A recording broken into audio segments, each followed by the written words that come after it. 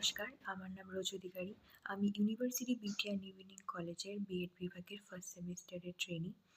প্রথমে আমি thank you জানাচ্ছি ডক্টর অনুরুদ্ধ বর্মন স্যারকে, যার সুপারভিশনে এই প্রেজেন্টেশনটা আমি করছি। আমার প্রেজেন্টেশনের বিষয় হলো types of questions and teachers role, প্রশ্নের ধরন এবং প্রশ্নকরণে শিক্ষকের ভূমিকা। তো চলো শুরু করা যাক। What is question? A question is a sentence or a phrase designed to elicit information, opinions, or a response from someone on a particular matter. প্রশ্ন হলো একটি বাক্য বা শব্দগুচ্ছ যা কারো কাছ থেকে কোনো তথ্য বা কোনো ওপিনিয়ন বা কোনো একটি বিষয় নিয়ে তার কী রেসপন্স অথবা প্রতিক্রিয়া সেটি জানার জন্য তৈরি করা হয়ে থাকে। এটি একটি গুরুত্বপূর্ণ হাতিয়ার বলা যেতে পারে যা টিচারদের দ্বারা ইউজ হয় যাতে স্টুডেন্টদের মধ্যে ক্রিটিক্যাল থিঙ্কিং, প্রবলেম সলভিং এবং কমিউনিকেশন স্কিলটি ডেভেলপ হয়। ইম্পর্টেন্স অফ কোয়েশ্চেনিংয়ের গুরুত্ব কী কী? কোনো একটি কোয়েশ্চেনিংয়ের মাধ্যমে কোনো একটি স্টুডেন্ট কোনো একটি বিষয় কতটা ভালোভাবে ব্যক্ত করছে সেটি ডেভেলপ হয়। এছাড়া এটি স্টুডেন্ট এবং টিচারদের মধ্যে কমিউনিকেশনকে আরও বেশি ইমপ্রুভ করে। কোনো একটি বিষয়কে নিয়ে স্টুডেন্টের মধ্যে কিউরিসিটিকে বাড়িয়ে দেয় যাতে তারা ভালোভাবে গভীরভাবে চিন্তা করতে পারে, সেটিতে এনকারেজ করে, ক্রিটিক্যাল থিঙ্কিংকে প্রমোট করে। এছাড়া এটি প্রবলেম সলভিংয়ে অনেক বেশি হেল্প করে যাতে স্টুডেন্টের মধ্যে কনফিডেন্সটা আরও বেশি বেড়ে যায়। এছাড়া এটি প্যাসিভ লার্নারকে অ্যাক্টিভ লার্নারে পরিণত করে। অর্থাৎ কোনো ক্লাসের মধ্যে আমরা অনেক সময় দেখি যে অনেক স্টুডেন্ট রয়েছে যারা খুব বেশি ইন্টারাক্ট করে না, তাদের মধ্যে ডাউট থাকলেও তারা সেটা বলতে চায় না। তো প্রশ্নকরণের মাধ্যমে তাদের মধ্যে কোনো ডাউট থাকলে বা সেই বিষয়টা নিয়ে তাদের কী মতামত সেটা যদি প্রকাশ করতে পারে, তাদের মধ্যে কোনো সেটি বুঝতে না পারলে সেটা বোঝা যায়। এছাড়া তাদের মধ্যে যে সম্ভাবনাগুলি রয়েছে প্রশ্ন করার মাধ্যমে সেগুলিরও বহিঃপ্রকাশ ঘটে।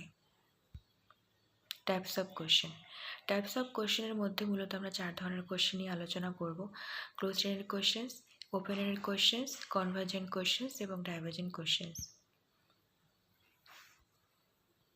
ক্লোজড এন্ডেড কোয়েশ্চেন্সের অ্যান্সার হ্যাঁ এবং না এর মধ্যে সীমাবদ্ধ থাকে বা কোনো প্রিডিফাইন্ড অপশন থেকেও এর অ্যান্সার সিলেক্ট করা সম্ভব, যেমন আমরা মাল্টিপল চয়েস কোয়েশ্চেনের ক্ষেত্রে দেখে থাকি। এক্সাম্পলের মধ্যে রয়েছে ডিড ইউ এনজয় ইয়ার মিল, তো এর অ্যান্সার হ্যাঁ এবং নার মধ্যেই লিমিটেড। এরপর ওপেন এন্ডেড কোয়েশ্চেন্সের অ্যান্সার শুধুমাত্র হ্যাঁ এবং নাই সীমাবদ্ধ থাকে না, বরং কোনো একটি বিষয়ে স্টুডেন্টরা কতটা ভালোভাবে আত্মোপলব্ধি করেছে, কতটা ভালোভাবে সে বুঝতে পেরেছে বা সেই সম্পর্কে তাদের কী ওপিনিয়ন, তাদের কী ফিলিংস, এগুলোর উপরই এর যে অ্যান্সার সেটা ডিপেন্ড করে।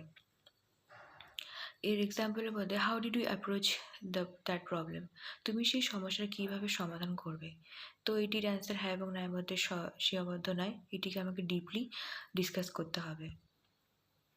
এরপর হচ্ছে কনভার্জেন্ট কোয়েশ্চেন্সে সাধারণত একটি এবং সঠিক এবং নির্দিষ্ট একটি অ্যান্সার থাকে। সাধারণত টিচাররা কোনো একটি বিষয় পড়ানোর পরে সেই বিষয়টা স্টুডেন্টরা কতটা বুঝতে পেরেছে বা সেই বিষয়ে তথ্যগুলো স্টুডেন্টের মনে আছে কি না সেটা চেক করার জন্যই এই ধরনের প্রশ্নগুলো করা হয়। যেমন what is the capital of India, এর অ্যান্সার দিল্লি হবে।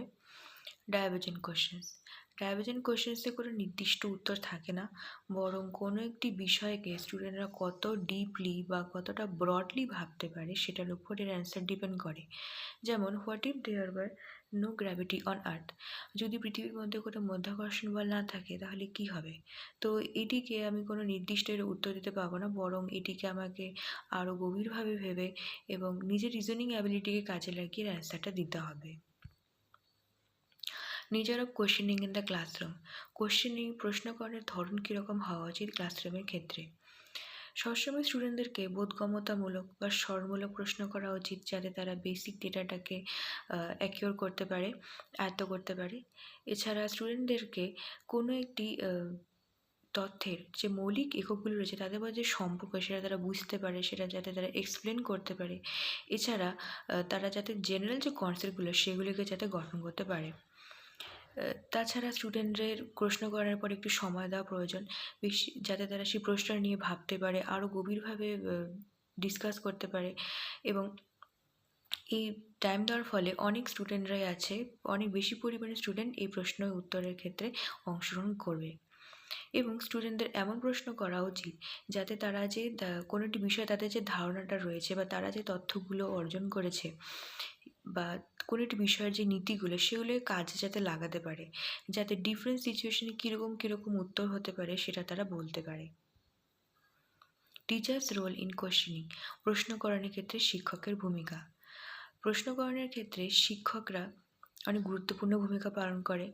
প্রশ্নকরণের মাধ্যমে শিক্ষকরা স্টুডেন্টদের মধ্যে কোনো একটি বিষয় নিয়ে আরও বেশি আগ্রহকে বাড়িয়ে দিবে।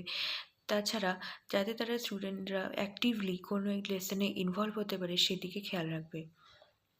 এছাড়া স্টুডেন্টদের মধ্যে কোনো একটি বিষয়কে নিয়ে আরও বেশি আগ্রহ বাড়ানোর সাথে সাথে সেই বিষয়টিকে আরও গভীরভাবে যাতে চিন্তা করতে পারবে সেক্ষেত্রে এনকারেজ করবে। তাদের মতামত যাতে প্রকাশ করতে পারে সেই দিকে খেয়াল রাখবে। এছাড়া স্টুডেন্টরা যাতে নিজেদের যে মতামত বা নিজেদের যে চিন্তাধারাগুলো রয়েছে সেগুলো যাতে শেয়ার করতে পারে। তাছাড়া কোনো একটি উত্তর তার সহপাঠীরা কীভাবে অ্যান্সার করছে সেদিকে যাতে স্টুডেন্টরা খেয়াল রাখে, যার ফলে তারা শুধুমাত্র টিচারদের কাছ থেকে নয়, নিজের সহপাঠীদের কাছ থেকেও শিখতে পারবে। এছাড়া স্টুডেন্টরা যাতে নিজের বিভিন্ন আইডিয়া কোনো একটা বিষয় নিয়ে সেগুলোকে তুলে ধরতে পারে, তাদেরকে স্পষ্টভাবে ব্যক্ত করতে পারে, তাদের মধ্যে যে কনফিডেন্স সেটা আরও বেড়ে যায়। এছাড়া প্রশ্ন করার মাধ্যমে কোনো একটি স্টুডেন্টের কোন জায়গায় খামতি রয়েছে বা কোন জায়গায় তাদের সাপোর্টের প্রয়োজন সেটা টিচাররা বুঝতে পারে এবং সেইভাবে স্টুডেন্টদেরকে তারা হেল্প করবে এবং সাপোর্ট করবে।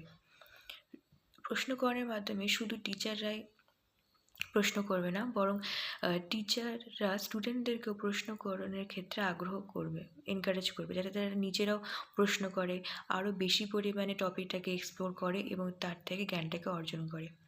এবং সবশেষে প্রশ্নকরণের মাধ্যমে শিক্ষক এবং স্টুডেন্টের মধ্যে একটি পজিটিভ রিলেশনশিপ তৈরি হবে, যা একটি সাপোর্টিভ ক্লাসরুম কালচারের ক্ষেত্রে খুবই গুরুত্বপূর্ণ।